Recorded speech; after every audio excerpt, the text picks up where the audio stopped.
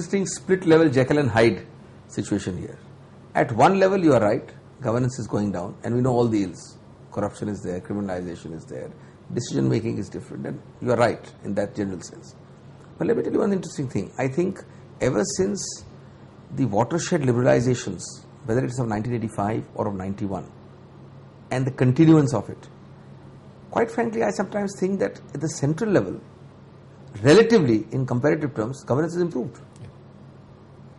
The liberalization or the delicensing or the decontrolling has actually led to an improvement in good governance in many ways. The kind of paradigms we have today, Sureshji, we did not have even in 91, 92, 93.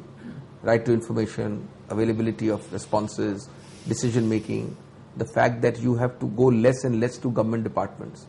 So that is one contrary viewpoint we tend to forget. But where you are really true and accurate is that real good governance is required. Of course, always required at central government, not that we are perfect, is much, much more required at the state level.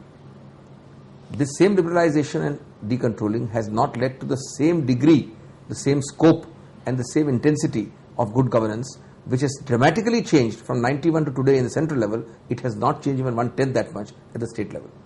Today they are the fiefdoms of problem. I agree with you. And again, but look at again a little sort of a paradox here, because on one hand we passed a law, amended the constitution, 73rd and 74th amendment, to give more powers to the local governments.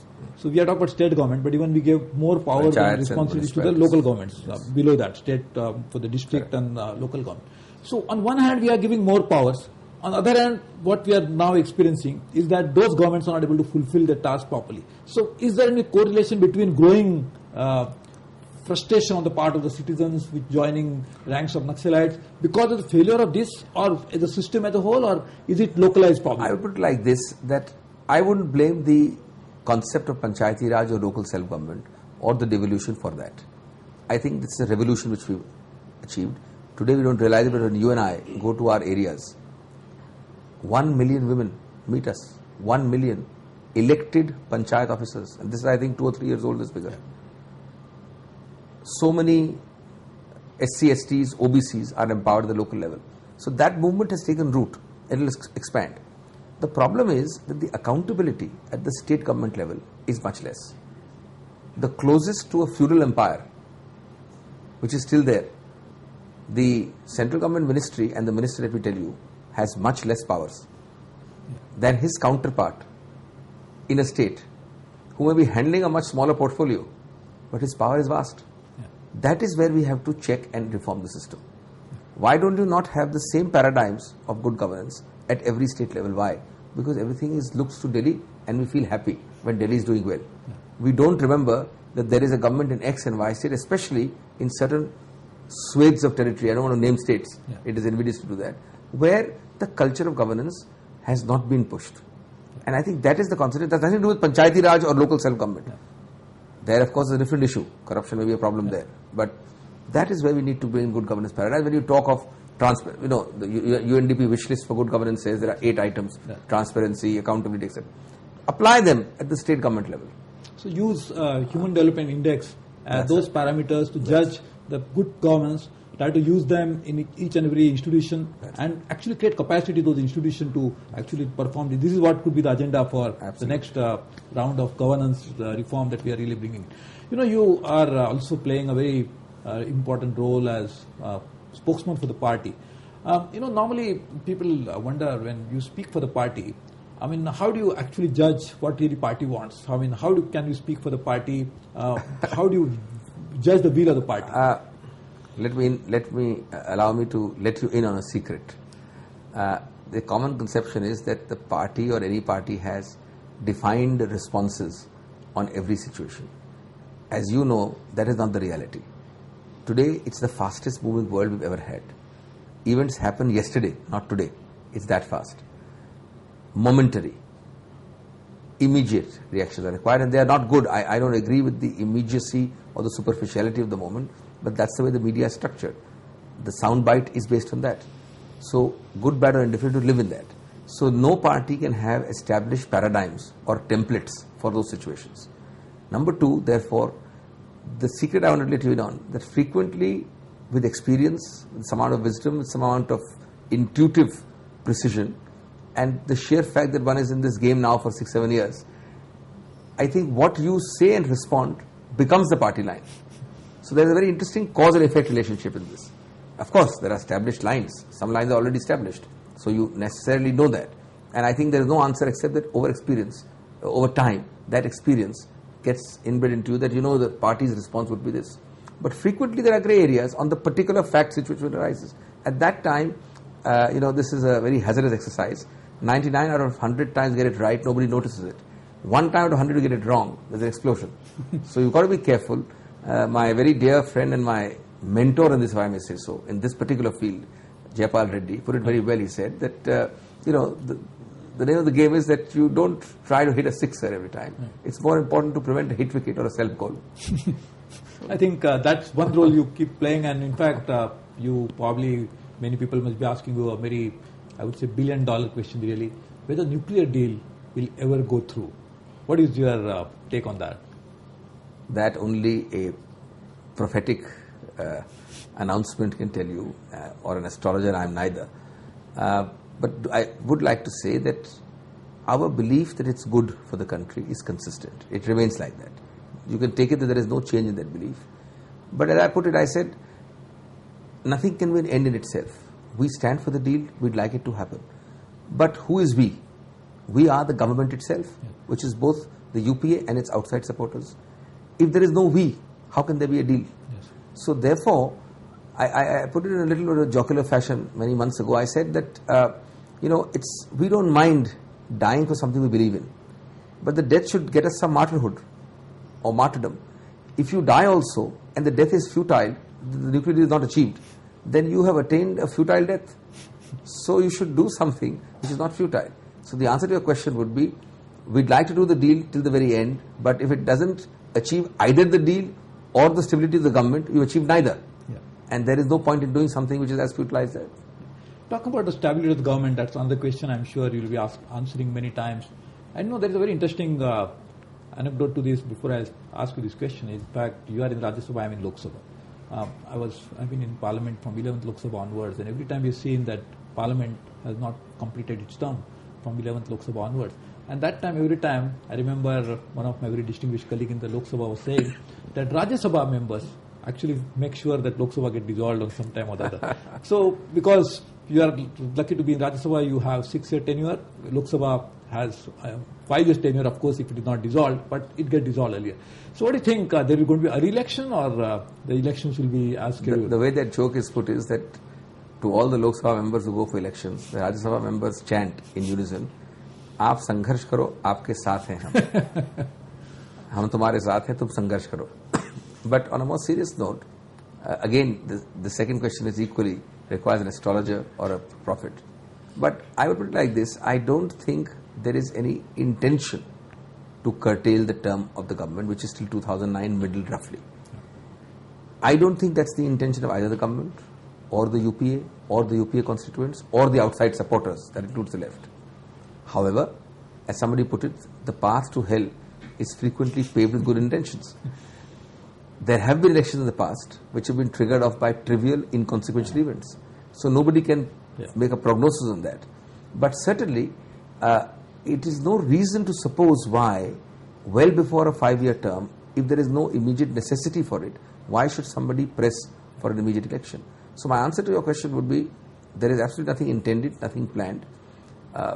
However, as you know, in any case, within the last 12 months of a term getting over, everybody is in any event on election mode. The difference is going to be what? 6 months? 8 months?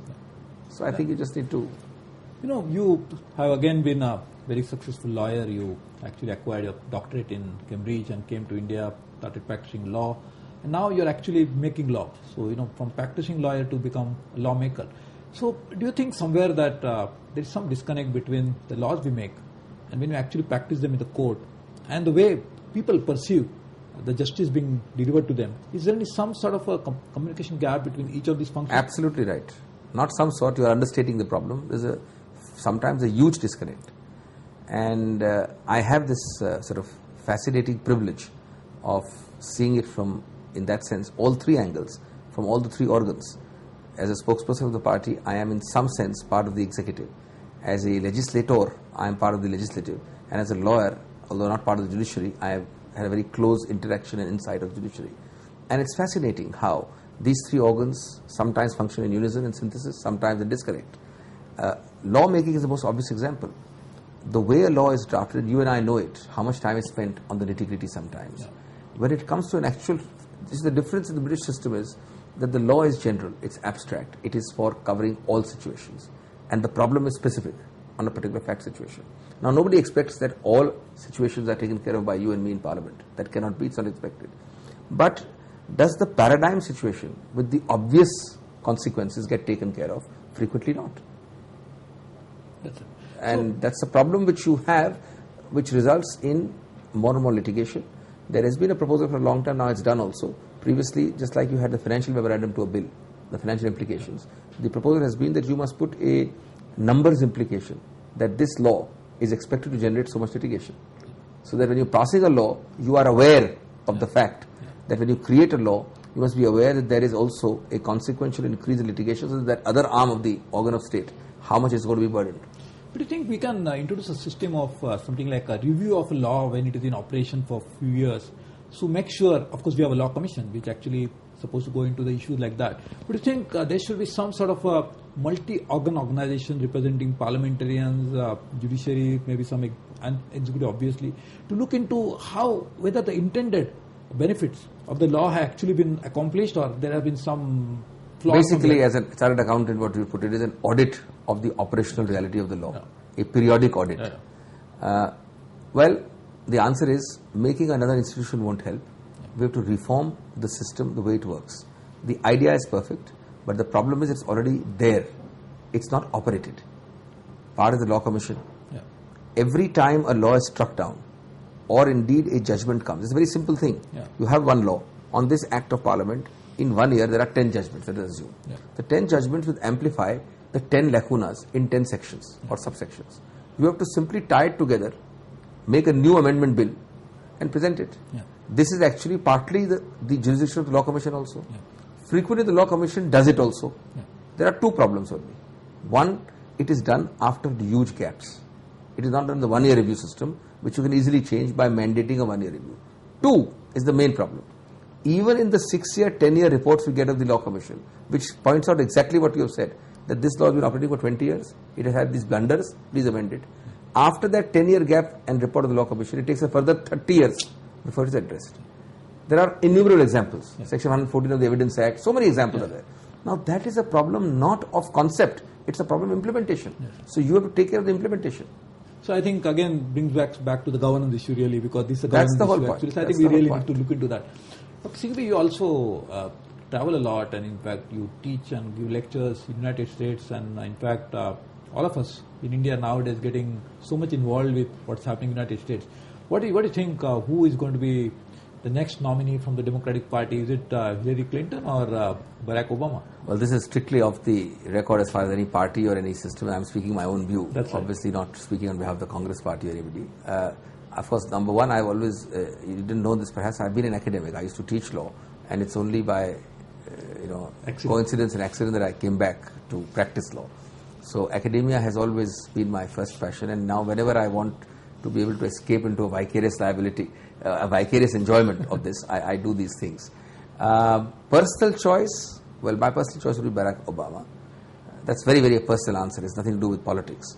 But I think it's neck to neck, except that now today we have results which suggest that he's going ahead. Yeah. The reason I'd want Obama, incidentally, I have an old theory, which has been validated. If you examine closely, I have found that Indians are always mesmerized by the Democratic candidate much more than the Republican one. They're always impressed.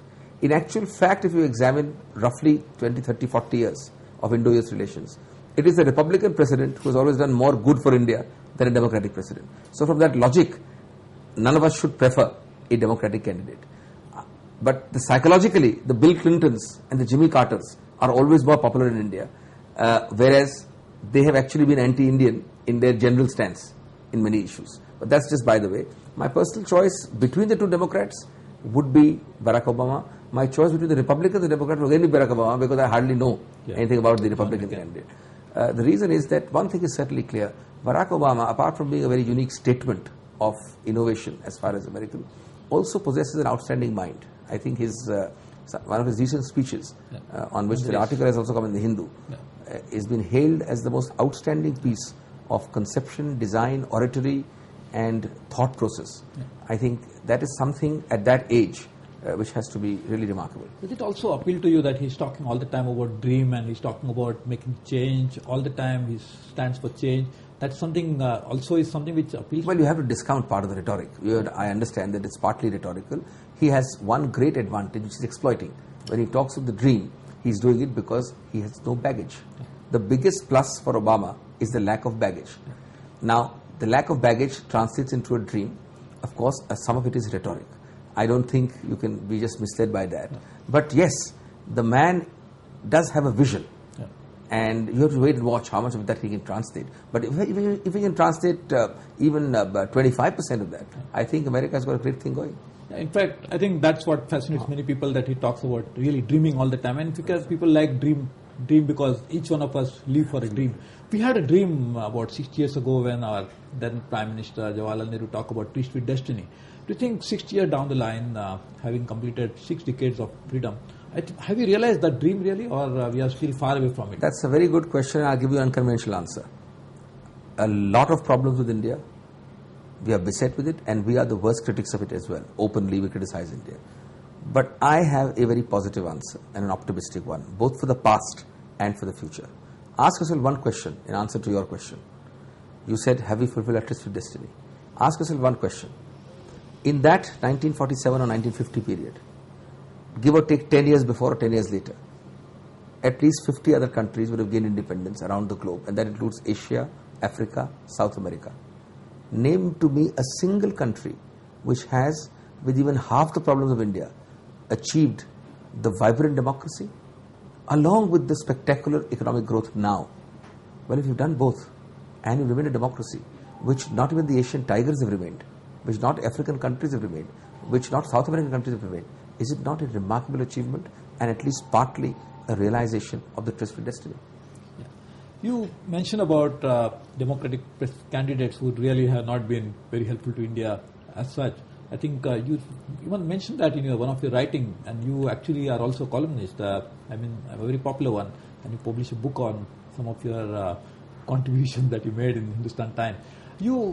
So how do you find time to write and also practice in court, parliament, the greatest enjoyment of my life and also the greatest curse of my life is multitasking. I really do a lot of multitasking because I play the role of a parliamentarian, as you said, of a spokesperson and of a lawyer, and I'm not one of those casual hobby lawyers. I'm a full-time lawyer as well. So it does put a strain. I have to resolve this dilemma soon. It's been generally just going along. But the column writing gives me great enjoyment. I read in my early teens a book by Harold Robbins, who used to write all steamy thrillers, which we all used to read in our young days. And he was generally looked down upon as a... He then wrote one book, which he called A Sunday Gentleman.